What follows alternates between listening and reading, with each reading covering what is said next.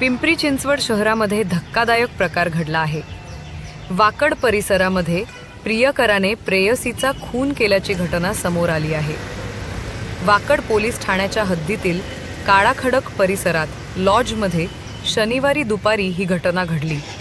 मिळालेल्या माहितीनुसार दिलावर सिंग असे तरुणाचे नाव आहे, तर मेरी तेलगू असे खून झालेल्या प्रेयसीचे नाव आहे। या दोघांमध्ये प्रेम संबंध काही वर्षांपासून होते, मात्र ती त्याचा विश्वासघात करून दुसऱ्या व्यक्तीसोबत संबंध ठेवत असल्याचा त्याला संशय होता। दरम्यान शनिवारी त्याने तिला वाकड येथील काळाखडक परिसरातील लॉजमध्ये नेले। तिथे तिचा वाढदिवसाचा केक कापला। नंतर तिचा मोबाईल पाहिल्यावर त्यात दुसऱ्या पुरुषासोबत फोटो आढळले। यामुळे संतापलेल्या संशयिताने सोबत आणलेल्या चाकू व लोखंडी पानाने वार करून तिचा खून केला। पुढील तपास वाकड पोलीस करत आहेत।